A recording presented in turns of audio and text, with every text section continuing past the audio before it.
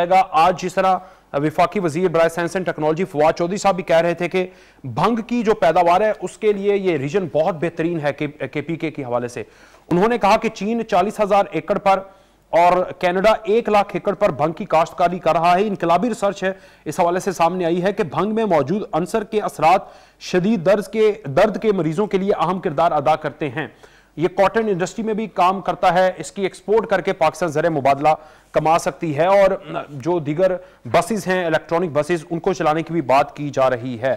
Last के अंदर नैब के हवाले से बात कर लेते हैं कि आज नैब की भी परफॉर्मेंस सारा दिन बहुत अच्छी रही है। एक तरफ तो सनाउल्लाह साहब को उन्होंने 10 सितंबर को तलब कर लिया है, नवाज शरीफ साहब को इस्लामाबाद हाईकोर्ट ने तलब किया था, राना सनाउल्लाह को नैब ने तलब कर लिया है। फिर नैब सिंध का सूबाई वजीर सुहेल सयाल के घर पर छापा भी सामने आया है और फिर के इलेक्ट्रिक के हवाले से जो सुप्रीम कोर्ट के अंदर भी पिटीशन चल रही थी उस हवाले से के इलेक्ट्रिक के हवाले से नैब ने भी नोटिस ले लिया है। अब नैब इस हवाले से मजीद क्या करेगी?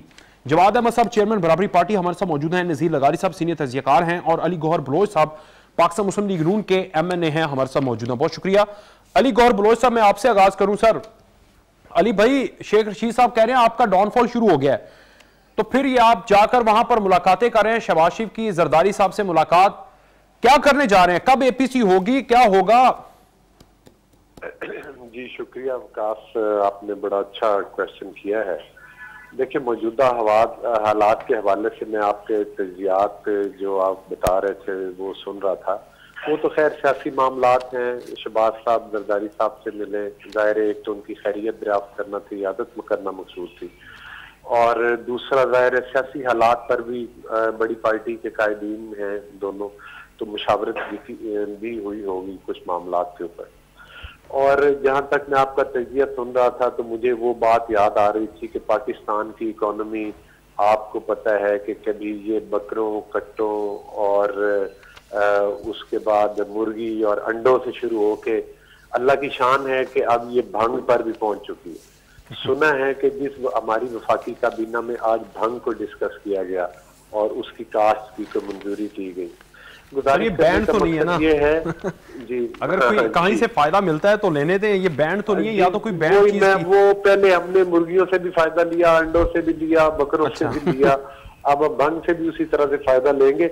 मुआशी हालात का तो आपको पता है कि हमारा GDP जो ग्रोथ रेट है वो पाकिस्तान की तारीख में कभी इस तरह से नहीं हुआ जिधर हम पहुंचे। जिस तरह से गंदम के सीजन के दौरान ही गंदम की शॉर्टेज और अब हम इंपोर्ट कर रहे हैं, तो ये काबिल अफसोस सूरत हाल है एक ज़रूरी मुल्क के लिए। और नैब की जो आप बता रहे हैं, राना सनाउल्लाह साहब को तलब कर लिया, फलां करें, मुझे ये बताएं कि नैब तो सिर्फ जो है वो अपोजिशन के लोगों को जो है वो थ्रेट देने के लिए, पॉलिटिकल इंजीनियरिंग के लिए, मतलब ये बातें तो ज़बान रद्द आम है कि मतलब है कि ये पाकिस्तान की अवाम के साथ, पाकिस्तान के इदारों के साथ, पाकिस्तान की सियासी तारीख के साथ मैं समझता हूँ कि ये बहुत बड़ा खिलवाड़ है जो किया जा रहा है। और आप देखें कि एक तरफ अगर नैब, उस दिन मरियम साहिबा ने भी ये बात की, किसी साफी ने सवाल किया तो उन्होंने कहा कि अगर हम चंद लोगों को मुकद्दस गाय बना के रखेंगे तो फिर हम इसको एहतसाब तो नहीं, इंतकाम ही कहेंगे। एक कोई मौसूफ आसिफ बाजवा साहब हैं, वो मतलब है कि आप देखें कि उनका सोशल मीडिया पर और हर जगह पर अरबों रुपए के असासों के चर्चे हो रहे हैं। किसी नैब ने ना उनके कोई अकाउंट्स मुंजमद किए हैं, ना उनके घर पे कोई छापा मारा है, ना ही उनसे मतलब है कि कोई नोटिस भेजा गया है कि भाई आकर जवाब दें। अगर वजीर आला पंजाब या चंद लोगों को नोटिस भेजे जाते हैं तो वो भी सिर्फ एक सियासी ड्रामे के लिए भेजे जाते हैं, अदरवाइज तो इस किस्म की प्रैक्टिस आपको, अब राना सनाउल्लाह साहब के ऊपर जो केस बनाया गया आपके इल्म में, और वो मतलब उसका क्या हाल हुआ, अब उनके ऊपर नैब का नोटिस भेज दिया। जब भी कोई पॉलिटिकल एक्टिविटी मुल्क में शुरू होती है, अपोजिशन मुत्तहद होकर कोई मूवमेंट शुरू करती है, तो इस किस्म के होचे हथकंडे इस्तेमाल किए जाते हैं। लेकिन हमारे लिए ये कोई नई बात नहीं है। आपको पता है कि अरसा दराज से नैब की विक्टिमाइजेशन जो है वो हमारी पार्टी और हमारी पार्टी के जो जितने भी मतलब है कि अहम लोग हैं वो उसको भुगत चुके हैं। अली भाई, ये कल जो मरियम नवाज साहिबा ने भी बात की और सख्त मौकिफ जो है वो आपको मुश्किल में डाल देगा। एक तरफ नैब लेती है नोटिस या नहीं लेती, वो नैब पर छोड़ दें, आपकी ख्वाहिश के मुताबिक तो नहीं होगा। इसका आप बाद में जवाब दीजिएगा। मैं नज़ीर लगारी साहब की तरफ जाना चाहता हूं। नज़ीर लगारी साहब, एक वक्त था जब सड़कों के ऊपर घसीटना था जरदारी साहब को, लेकिन आज वक्त तब्दील हो चुका है और उसमें उनकी जो 12 साल परफॉर्मेंस है वो माइनस है, लेकिन तहरीक इंसाफ की 2 साल में कराची के जो वादे हैं वो याद है शहबाज शरीफ साहब को। ऐसा बेरहम वक्त क्यों आया सर, या रहम दिल? सियासत का नाम है ये कि वो कहा जा रहा है, मैं सियासत को इंतजार हम और सियासत को बुनियादी जरूरत समझता हूँ सोसाइटी की, लेकिन सियासत इसी तरह की चीज का नाम दिया गया है कि आप और बाद में जाकर मुंसानु होकर सजदा रेज़ हो जाएं। अब पहले जो है वो आप जजों को फ़ोन करें जिस तरह से सैफुर रहमान ने किया, और जजों को फ़ोन करें और फरमाइशी सजाएं आप दिलवाएं, फिर उसके बाद जो है वो जाकर पैर पकड़ लें। तो ये सियासत, इस तरह की सियासत को ये चलती रहती है। इसको हम काबिले ज़्यादा इस पर वो नहीं समझते हैं कि इसको ज़्यादा जोर देना चाहिए। इस वक्त दोनों अपोजिशन में हैं और अपोजिशन में एक जैसे हालात में हैं और एक जैसे हालात में सियासत कर रहे हैं, एक दूसरे के साथ आप बैठ भी रहे हैं। लेकिन फर्क है ना, जहां पर ऑपोजिशन के लीडर गए हैं वहां पर ऑपोजिशन की हुकूमत है। तो अगर सही ऑपोजिशन हो, सही मानों में जमहूरी इक़्तिदार के हवाले से, तो अपने ऑपोजिशन वालों को भी कहा जाए ना कि यहाँ पर आपकी हुकूमत है, आप लोग क्या कर रहे हैं। तो ये माइनस क्यों करते हैं ये जुमला? मेरा ख्याल है कि हम लोग एक गलत, हमारा मीडिया जो है वो एक बहुत गलत गेम खेलता है। सिंध गवर्नमेंट ने एक तो ये है कि यहाँ बारिश का हमारा एस्टिमेट होता है कि 40 मिलीमीटर होगी, लेकिन यहाँ पर बारिश जो है वो एक दिन में 350 मिलीमीटर हुई है। तो बारिश इतनी कभी इस रीजन में हुई ही नहीं है जिस तरह की बारिश यहाँ हुई। हमें एक बात इसको जहन में रखना चाहिए। दूसरा ये है कि शदीद तरीन बारिश के बाद बहुत से इलाकों से पानी निकलवाया और रात भर हमने खुद भी देखा था कि चीफ मिनिस्टर जो है वो खुद पाइप पकड़े हुए और खुद जो है लोगों के साथ जाकर काम कर रहे थे। और ये सवाल तो फिर आपको फेडरल गवर्नमेंट से भी कुछ पूछना चाहिए, जिनके 14 अरकान असम्बली हैं और 22 अरकान सूबाई असम्बली हैं। सबसे ज्यादा नुमाइंदगी कराची शहर की जो है वो हुक्मरान जमात करती है जो फेडरेशन में है। लगारी साहब, आपको भी पता है उन बेचारों को फंड तो मिलते नहीं है। हम उनसे सवाल कर चुके हैं, वो कह रहे हैं वजीर आजम ने तो एक कानून रखा हुआ है ना अपना नजरिया के फंड नहीं देने मेंबर असम्बलीज को। वजीर आजम कम अज कम लोगों के जख्मों पर मरहम रखने की तो एक जुमला कहने की और वहां पहुंचने की, तो यार इसमें किसने रोक रखा है? वजीर आजम अब तक नहीं पहुंचे। कराची उजड़ा है, जुमे को आ रहे हैं सर आपके पास, तबाही से 2-4 हुए।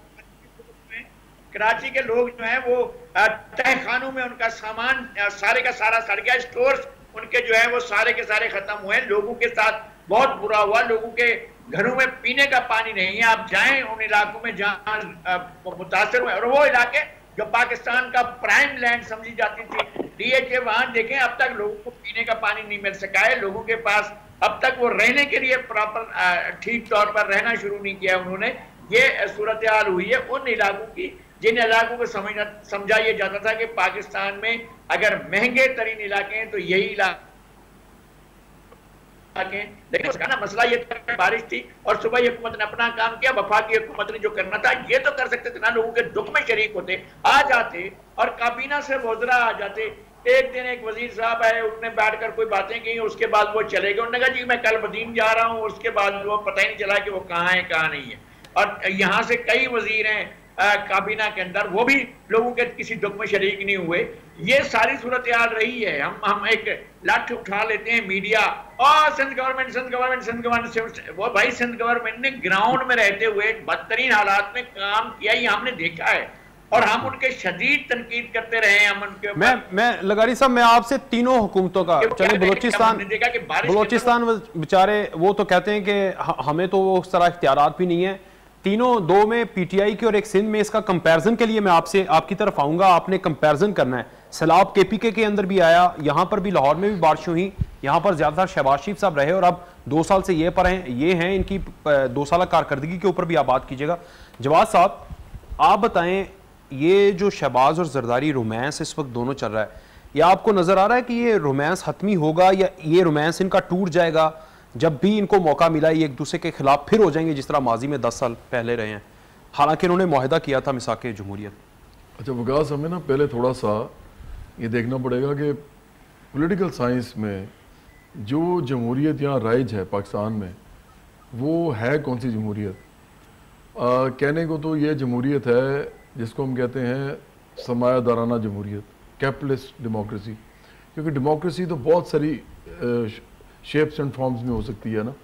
सोशलिस्ट डेमोक्रेसी भी हो सकती है, सोशल डेमोक्रेसी भी हो सकती है, लिबरल डेमोक्रेसी भी होती है, मतलब डिफरेंट इसके आपको वो मिलेंगे।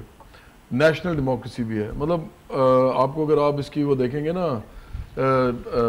इसके जो अज्जाए तरकीबी है तो आपको पता लगेगा कि वो काफ़ी हद तक मिलते हैं। लेकिन जो सीधी cut throat free market economic system है जिसको जमहूरियत ये वाली चलाती है, सरमायादाराना जमहूरियत, वो इस वक्त दुनिया में राइज है।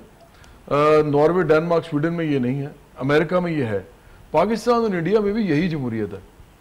ये सोशल डेमोक्रेसी नहीं है, ये कैपिटलिस्ट डेमोक्रेसी है। अच्छा, थर्ड वर्ल्ड में जब आप इसको करते हैं ना इम्प्लीमेंट इस सिस्टम को, तो थर्ड वर्ल्ड में जीडीपी होता है बहुत थोड़ा, बहुत छोटा सा जीडीपी होता है। तो आप जो क्रम्स है ना, जो आपने वर्किंग क्लास को देने हैं, गरीब लोगों को जो टुकड़े जाने हैं इकोनॉमी के आखिरकार, क्योंकि उनको टुकड़े मिलते हैं, जब ऊपर सब खेल हो जाता है तो फिर वो बताते हैं जी इनको मिनिमम वेज कितनी देनी है, इनको कितना फैसिलिटीज देनी है, तो उनको सिर्फ क्रम्स जाते हैं। जीडीपी इतना छोटा होता है कि क्रम्स जो है ना, जो ट्रिकल डाउन इकोनॉमी के, वो इतने थोड़े हो जाते हैं कि ये अपनी दवाई से, इलाज से, तालीम से, हर चीज से महरूम हो जाते हैं। ठीक है। और इनको सिर्फ रोटी खाने का सिर्फ रह जाता है, और ये जिंदा इनको रखा जाता था कि काम करते रहे। और पाकिस्तान में एक्चुअली सिचुएशन यही है कि पाकिस्तान में ज्यादातर लोग सिर्फ काम करते हैं, रोटी खाते हैं, काम करते हैं, रोटी खाते हैं, काम करते हैं। बच्चे उनके स्कूल नहीं जाते, बीमारी थोड़ी सी बड़ी हो जाए तो इलाज के पैसे नहीं होते, मर जाते हैं। यहाँ पे प्रेगनेंसी में कितनी औरतें मरती हैं, यहाँ पे कितने बच्चे जो हैं वो 5 साल की उम्र से पहले मरते हैं, आपके सामने इस सारे फिगर्स हैं। मैं कहना ये चाह रहा हूँ कि देखें, पाकिस्तान के अंदर जो डेमोक्रेसी चल रही है वो उसको हम कहेंगे क्रोनी कैपिटलिज्म, ये उसके ऊपर डेमोक्रेसी चल रही है। क्या होता है, लोग वोट लेते हैं बरादरी के नाम पे, लोग वोट लेते हैं थाने कचहरी के नाम पे, पैसे दे के भी वोट लिया जाता है, रोब से भी लिया जाता है, नलके ठीक कराने में भी लिया जाता है, ये सारा कुछ, लेकिन नजरिए में नहीं लिया जाता। अब नजरिया है ही कोई नहीं किसी के पास कि हमने जब आएंगे तो हम कौन सा इकोनॉमिक भुट्टो का नजरिया था ना, मैं उनकी तो मैं मानता हूँ। देखिए भुट्टो का नजरिया कोई माने या ना माने कि वो ठीक था, ठीक है, लेकिन नजरिया एक था। उन्होंने आगे क्या किया, उन्होंने आगे नेशनलाइज किया कुछ इंडस्ट्रीज को, उन्होंने मल्टीनेशनल्स को नहीं नेशनलाइज किया, वो भी एक कॉन्ट्रडिक्शन थी। दूसरी तरफ उन्होंने फ्यूडल सिस्टम को उस तरीके से रिफॉर्म नहीं किया जिस तरह करना चाहिए था। उन्होंने अपनी भी ज़मीनें जो अभी तक उनकी औलाद को ट्रांसफ़र हुई हुई हैं, तो उसके अंदर भी बहुत से आप समझें कि लूप होल्स थे और उन्होंने उसको नहीं हल किया। शेख रशीद उनके साथ, उस ज़माने वाले शेख रशीद होते थे, उनके बहुत से तहफ़्फ़ुज़ात थे, वो जो लैंड रिफॉर्म्स हुए थे। तो लेकिन बहरहाल उन्होंने कोशिश की, तो वो एक इकोनॉमिक सिस्टम को इम्प्लीमेंट करना चाहते थे जो कि उनके ख्याल में पाकिस्तान में चल सकता था, अदरवाइज पाकिस्तान में गरीब आदमी का कुछ नहीं होना था। और ये बात आप याद रखें कि पाकिस्तान में उनके बाद जो उन्होंने रिफॉर्म्स किए उसमें इंडस्ट्रियलिस्ट को मसले हुए, बहुत से लोगों को मसले हुए, लेकिन गरीब आदमी को आवाज़ मिली, एक तो आवाज़ मिली, मतलब गरीब आदमी की आवाज़ सुनी गई, और उसके बाद तालीम सस्ती हो गई। काफ़ी हद तक जो है लोगों को जो है वो एक जमहूरियत के अंदर उनको लगा कि हम आज़ादी के साथ रह सकते हैं इस मुल्क के अंदर। तो ट्रेड यूनियंस जो थे वो उन्होंने बड़ा काम किया। बाद में भुट्टो साहब ठीक था, उसके बाद मार्शल आ गया और उसके बाद ये नहीं, भुट्टो साहब ने भी इस तरह का काम किया कि उन्होंने भी ट्रेड यूनियंस को भी एक जमाने में फिर आगे जेलों में डाला। लेकिन मैं कहना ये चाह रहा हूँ कि देखें ये ऐसे ही चलेगा।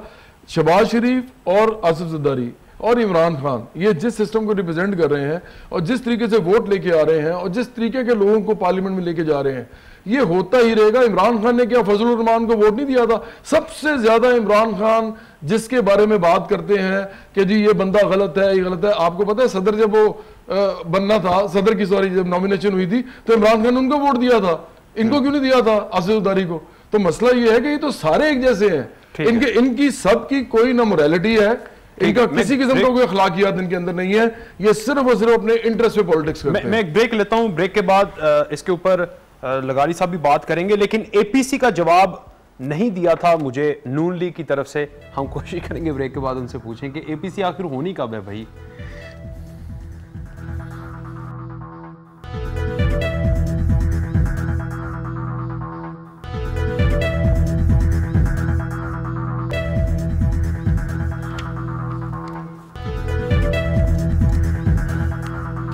बलोच साहब, आपने जवाब नहीं दिया था, मैंने आपसे सीधा सवाल किया कि एपीसी कब होगी, इसका है कोई जवाब? मतलब मुस्तकबिल करीब में कोई डेट?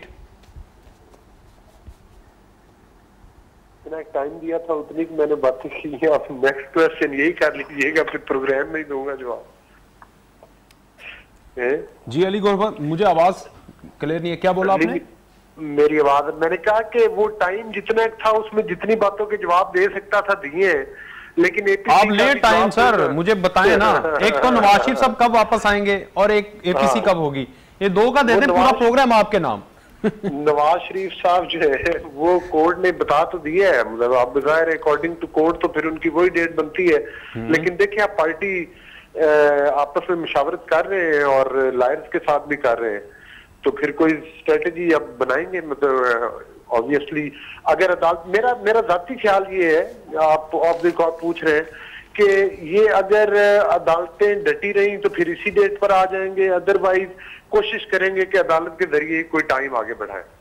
ठीक, ये हो गया नवाज शरीफ। अब जरा ये बता दें कि पीपल्स पार्टी को कितना आपने मुत्तफिक कर लिया एपीसी के हवाले से, इस महीने, अगले महीने, उससे अगले महीने, कब साजगार माहौल है? कि आपको पता है ना कि लास्ट टाइम वो जो मीटिंग हुई है फजल रहमान साहब की, बिलावल साहब के साथ भी और शहबाज साहब के साथ भी, तो मेरा ख्याल है कि कोई डेट बाकायदा अनाउंस तो नहीं की, लेकिन कुछ प्लान कर रहे हैं कि अनकरीब करने लगे। एपीसी लाजमी होगी और जल्द होगी, और जल्द होगी। डेट अनाउंस नहीं हुई तो मैं ये तो नहीं कह सकता कि फलां डेट को होगी, लेकिन ये है कि हालात से लग रहा है कि बहुत जल्द होगी। ठीक, और एक तरफ एपीसी होगी, एक तरफ टफ टाइम दिया जाएगा, और दूसरी जानिब एफएटीएफ के कवानीन हैं, पीर से मुश्तरका इजलास भी होगा, आप भी वहां पर होंगे। क्या इस वक्त पार्टी की लाइन क्या है, क्या आपको बताया जा रहा है, क्या करना क्या आप लोगों ने? हुकूमत ने आपकी बात मान ली है, एफएटीएफ के कवानीन में तरमीम की, या फिर जो वो लाएंगे उसी को आप वोट देंगे? क्या होने जा रहा है?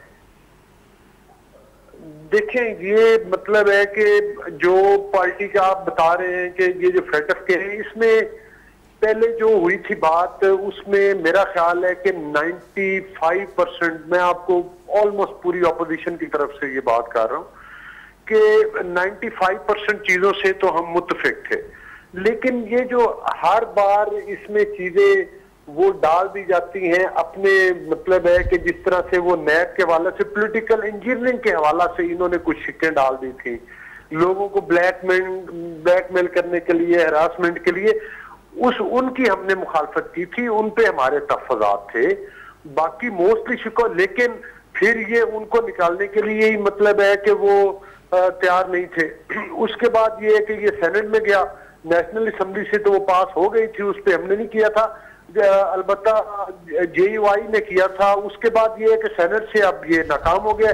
अब ये दोबारा पार्टी लीडर्स के साथ जाहिर है गवर्नमेंट वाले भी मुशावरत तो राब्ते में होंगे इस सिलसिला में। मेरा ख्याल है कि शायद मुशावरत के बाद कोई मुतफिका लाए अमल बनने का खदशा है, लेकिन इनका एटीट्यूड जो पीटीआई का, उससे लगता है कि ये मामलात को बिगाड़ने में इनके रवैये, इनके बयानात, इनका तरीकेकार जो है ना वो काफी हद तक हायल है इन चीजों। लेकिन बलोच साहब, एक तरफ आप पीटीआई से लाहे अमल बना लेंगे, मुतफिका हो जाएगा, पाकिस्तान के हक में है, 18 अक्टूबर से पेरिस के अंदर उसका इजलास शुरू होगा, उससे पहले हमें तमाम तर अपनी तैयारी मुकम्मल करनी है। लेकिन मौलाना फजल रहमान को किस तरह मनाएंगे? पिछली दफा भी वो नाराज थे और इसी बात पर वो आपसे नाराज थे, फिर मनाया गया, शहबाज शरीफ साहब उनके पास गए, उनको किस तरह लाया जाएगा? उस हवाले से बातचीत हो रही है? नहीं, देखिए मौलाना फजल रहमान साहब जो है ना वो बहुत ज्यादा, मेरा ख्याल है जाती यकीनी तौर पर वो अपोजिशन के साथ हैं। वो ये समझते हैं कि उनका एक अपनी सोच है तहरीक चलाने के बारे में, और वो चाहते हैं कि जो दोनों बड़ी पार्टीज हैं वो भी उसी तरफ से सरगर्म हो। लेकिन जाहिर है पार्टी, पीपल्स पार्टी का भी और नून लीग का भी मौलाना साहब के साथ मुशावरत का सिलसिला जारी है, और उसमें किसी भी पॉइंट के ऊपर आकर उम्मीद है कि कोई ना कोई इत्तेफाक हो जाएगा।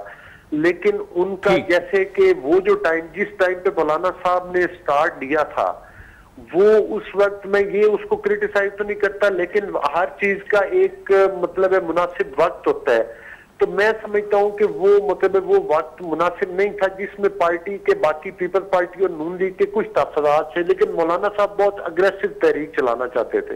देखिए, जब इमरान खान ने कंटेनर पे खड़े होके जो है वो लॉकडाउन किए, जब धरने दिए, तो आपको पता है कि नून लीग का ये मौकफ था कि धरनों से और इन एहतजाज, हालांकि वो न्याजी साहब तो कहते थे कि ये तो हमारा जमहूरी हक है, लेकिन मैं समझता हूं कि वो उनका जमहूरी हक होता है किसी चीज को जमहूरी तरीके के साथ करने के लिए। तो ये तो बड़े इंतहाई मतलब है कि गैर जमहूरी तरीके इन्होंने अपनाए, और आपको पता है गवर्नमेंट, लेकिन हमारा मौकफ यही रहा कि इससे मुल्क का नुकसान होता है।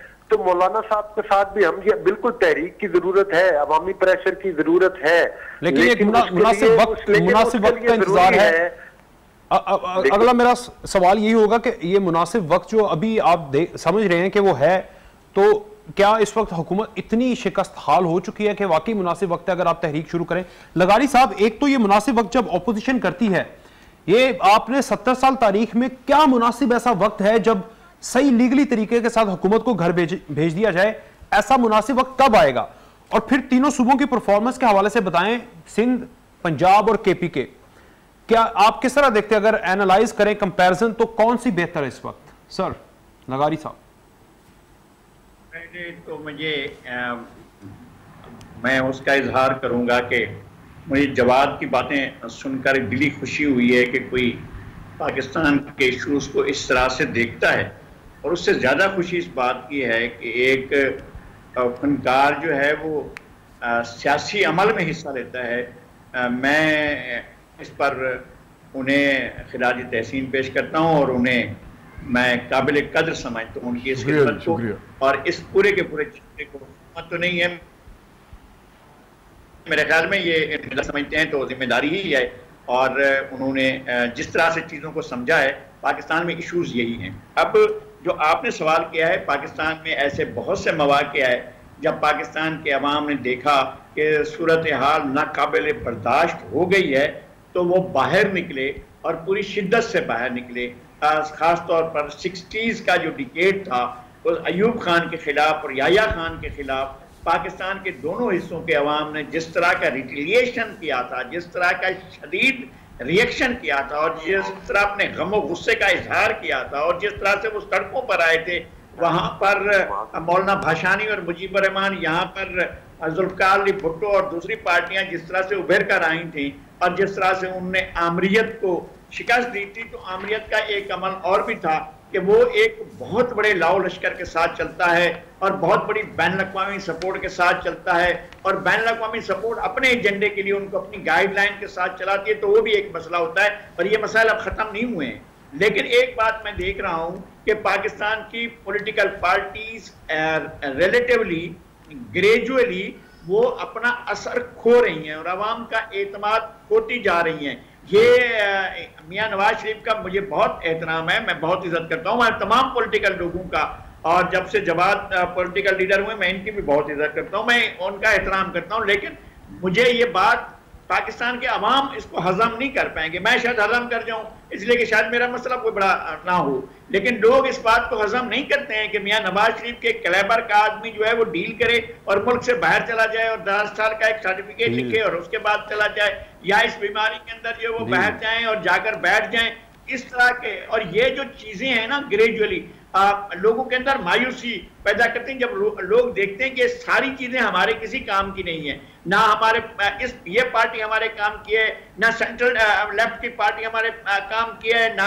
हमारे पास राइट की पार्टी हमारे काम की है, ना हमारे पास लेफ्ट की पार्टियां कोई कंट्रीब्यूट कर रही हैं, तो फिर लोग अपना फैसला खुद करते हैं और फिर लोग घरों से बाहर निकलते हैं। उनको पता है ना लोगों सर, ये पाकिस्तान में ऐसा, यही तो मैं पूछ रहा हूँ ना, ये कोई लीबिया नहीं है, ये मिस्र नहीं है, ये अरब स्प्रिंग हमारे पास तो ऐसा मुझे नहीं लग रहा। आपको लग रहा है ये सही वक्त है? उनको निकालने के लिए भी कोई पॉलिटिकल लीडर होगा, उन्हीं में से होगा ना, ये मसला रहा है। मेरी गुजारिश सुने, मैं ये अर्ज कर रहा हूं कि ऐसा हुआ है। अच्छा। जनरल ज़ा के खिलाफ इंतहाई जबर में 48,000 लोगों ने अपनी पीठ ऊपर कोड़े खाए। ये ऐसा नहीं है कि पाकिस्तान के लोगों ने नहीं हिस्सा लिया, पाकिस्तान के लोगों ने लाखों की तादाद में जेलों को, जिंदानों को, कैद खानों को और जाकर आबाद किया। पाकिस्तान के लोगों ने शदीद तरीन सप्रेशन में रिटिलिएट किया, और आपने खुद देखा होगा कि किस तरह से इन्होंने चौकों पर और खुले मैदानों में टिकटिकियां लगाई थी लोगों को दहशत अदा करने के लिए। लोग दहशत अदा नहीं होते, लोग सियासी नारे मार रहे थे और अपनी लीडरशिप के नारे मार रहे थे। और ऐसा नहीं है कि ये वो हिरासा कर पाते हैं, फिर ये थोड़ा सा उसका वो ढक्कन खोल देते हैं, लोगों का गुबार निकलता है, लेकिन अब नहीं निकलेगा। मैं आपको बता रहा हूं कि लोग आज निकले, कल निकले, परसों निकले, लोग नहीं बैठेंगे उस अपनी आखिरी फतह तक के लिए। ये रीजन बहुत दे चुका है। ये जो खित्ता पाकिस्तान है, इसने बड़े सदमे भी देखे हैं, बड़ी हुकूमतें भी देखी हैं, बड़ी आमरीतें भी देखी हैं, बड़ी ये जो सो कार्ड जमहूरियतें ये भी देखी हैं। अब लोगों के पैमाना जो है वो लबरेज होता जा रहा है, और वो वक्त आएगा जब ये लोग साथ नहीं चले लोगों के, तो लोग अपने फैसले खुद अपने हाथों में ले लेंगे। ये वक्त आएगा, हम इस बात को कोई रोक नहीं सकता। मेरी भी ख्वाहिश हो कि रोक लो, नहीं रोक सकूंगा मैं। ठीक, अच्छा जवाब साहब, ये जिस तरह नज़ीर लगारी साहब भी बात कर रहे हैं, और क्या ये सही वक्त है? एक सही वक्त तो अपोजिशन के लिए, और दूसरा सही वक्त जिस तरह नज़ीर लगारी साहब कह रहे हैं कि लोग निकल सकते हैं, ऐसा मुमकिन है आपकी नज़र में अनकरीब? अच्छा, पता क्या 1968 और 69 मतलब 68-69 में जो मूवमेंट चली थी ना अयूब खान के खिलाफ, वो बड़ी मज़ेदार उसकी एक, अगर आप उसका एक तज्जिया करें तो आपको बड़ी मज़ेदार बात लगती है कि वो उनके ज़माने में तो कहते हैं कि जी एक केंशियन इकोनॉमिक्स है, उसके हवाले से आप भी कहते हैं रेगुलेशन भी होनी चाहिए, इंडस्ट्री लगाती है, रियासत भी उसमें शामिल होती है। कुछ जैसे इंडिया में आपको याद है टाटाज और बिरलास को बनाया गया था, इधर भी कुछ खानदानों को बाकायदा कहा गया कि आप 22 फैमिलीज थी एक दौर में। हाँ जी, आप बनाएं, इंडस्ट्री लगाएं, आप इसमें मुल्क में पैसा कमाएं ताकि लोगों को जॉब्स मिले और पाकिस्तान जो है मार्केट में कम्पीट करे जो दुनिया में हो रहा है। उसके बावजूद लोग निकले। वो क्यों निकले थे? क्योंकि जो नीचे जो टीयर थी ना लोगों की, उसके अंदर प्रॉब्लम थी, उसके अंदर लोग गरीब थे, लोगों को वो नहीं मिल रहा था जो उनको लग रहा था कि हमें मिलेगा अयूब खान के सारे रिफॉर्म से, उनको नहीं लगा। वो आखिरकार वो निकले, और पता कहाँ कहाँ निकले? मिडिल क्लास भी निकली और वर्किंग क्लास भी निकली। अच्छा, उस जमाने में क्या था कि कोल्ड वॉर हो रही थी, एक तरफ रशिया और चाइना मतलब वो बहुत बड़ी ताकतें थी, दूसरी तरफ अमेरिका और यूरोप जो थे। तो इसलिए पाकिस्तान के अंदर एक वादे धड़ेबंदी थी, और यहाँ पे ट्रेड यूनियंस के अंदर राइट के लोग भी थे, लेकिन ज्यादातर लेफ्ट के लोग थे। और वो लोग क्या करते थे, वो बाकायदा ऑर्गेनाइज तरीके से प्रोटेस्ट भी अरेंज करते थे, निकलते भी थे। नजरियाती लोग थे बहुत सारे उनमें, मतलब उनको तो ऐसे लोगों ने भी लीड किया जैसे मिराज मोहम्मद खान थे, उन्होंने भी लीड किया कराची में, आपको मालूम है बहुत बड़ा नाम थे वो। तो उसके साथ फिर असातिज़ा निकलते थे, क्लर्क्स निकलते थे, वापडा निकलता था, रेलवे निकलता था। मतलब आप हैरान होंगे कि पब्लिक, प्राइवेट एंटरप्राइजेस प्लस असातिज़ा, शायर, अदीब, वो सब के सब जो थे, जब एजिटेशन स्टार्ट हुई तो अयूब खान को छोड़ना पड़ा वो इक़्तिदार, और इस हद तक चले गए कि इसी बात के ऊपर भुट्टो, जुल्फ़िकार अली भुट्टो जो हैं, उन्होंने पार्टी तामीर की उसी जमाने में, क्योंकि इतना बड़ा इन्फ्लक्स था लोगों का कि वो पार्टी बन गई। ये जो बात कर रहे हैं ना, अच्छा मैं वही आपसे बात करना चाह रहा हूँ। देखिए, आज जो सबसे गलत सूरत हाल है ना, जो ना एस्टेब्लिशमेंट समझ रही है ना पॉलिटिकल पार्टी समझ रही है, वो पता क्या है? इनकलाबात पता कब आते हैं? जो हिस्ट्री बताती है, जब आप लोगों को इस हद तक ले जाएं कि उनकी रोटी रोजी भी खत्म होना शुरू होती है, बिल्कुल मतलब कोने में लगा दें, तो फिर तो यही कुछ होता है। या फिर ऐसा कोई वाकया हो कि जिससे लोगों को लगे कि हमारे सिविल राइट्स जो है वो है ही नहीं, अब मतलब हमें बिल्कुल जानवरों की तरह समझते हैं।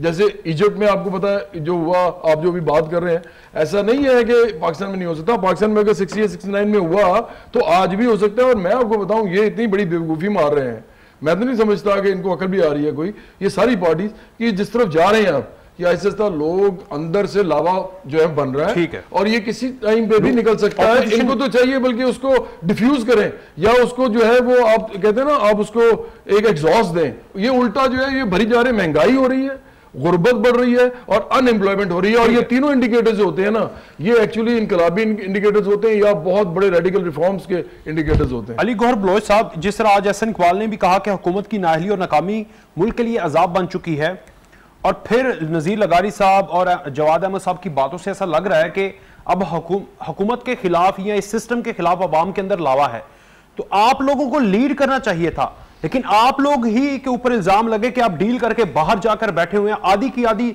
जो आपकी पार्टी वो बाहर बैठी है, तो फिर क्या होगा? आप लोगों का तो मुस्तकबिल जीरो है फिर इस सारे मरहले में। देखिए वकास भाई, एक तो सूरत हाल ये है कि ये एक मुसलमान हकीकत है कि पॉपुलैरिटी के लिहाज से, डिलीवर करने के लिहाज से नून लीग इस वक्त भी मुल्क की सबसे बड़ी सियासी जमात है और लोगों का भरपूर मैंडेट जो है वो नून लीग के साथ है।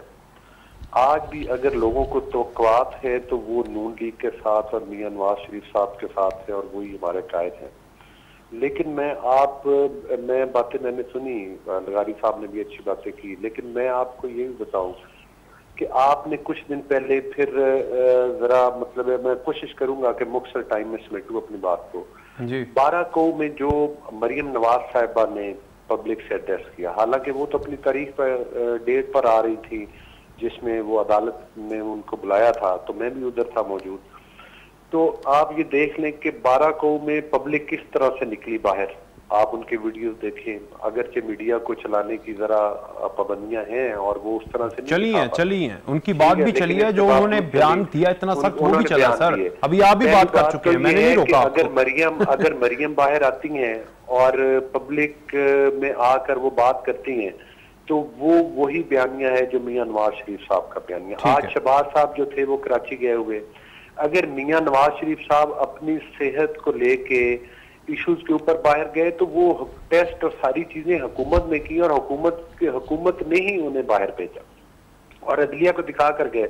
और अब भी वो इंशाअल्लाह ताला उन चीजों को फेस करने के लिए, वापस आने के लिए तैयार है। लेकिन गुजारिश करने का मकसद ये, आप बताएं कि ईरान में इनकलाब आया, खमीनी साहब कितना अरसा तक बाहर बैठे रहे और बाहर से ही मुल्क में आए? क्या वो मुल्क से भाग कर गए थे? आपको पता है कि किसी भी चीज को आज भी इस हुकूमत को सिर्फ ये प्रॉब्लम है कि मियां नवाज शरीफ बाहर से बैठकर अपनी पार्टी के साथ राब्ते में क्यों। ये झूठे और इनके बनाए हुए वो जो केसेस हैं उनके जरिए ये फिर से उनको, इनकी नीयत ये है कि वो किसी न किसी तरह से फिर जो है वो जेल में चले जाए और उनकी आवाज बंद की जाए। लेकिन पाकिस्तान के अवाम के दिल नवाज शरीफ के साथ धड़क रहे हैं और वो समझते हैं कि मौजूदा हालात में अगर कोई मसीहा है तो वो मियां नवाज शरीफ साहब हैं। और वो ये सिर्फ उनकी गलतफहमी नहीं है, उन्होंने 5 साल जो मियां नवाज शरीफ साहब का इक़्तिदार का दौर जो कि अभी 2013 में मतलब है कि शुरू हुआ और 18 में खत्म हुआ, उसमें उन्होंने डिलीवर किया। ठीक है, उन्होंने लोगों को मोटरवेज दिए, उन्होंने लोगों को नौकरियां दी, उन्होंने लोगों को मेगावाट बिजली मेन ग्रिड में शामिल की, उन्होंने लोगों को सब्सिडी देकर आटा, चीनी, हर चीज सस्ती की, सस्ती और मुफ्त प्रोवाइड की। लगारी साहब, लास्ट में आप हुकूमत और अपोजिशन दोनों को एक सजेशन दे दें।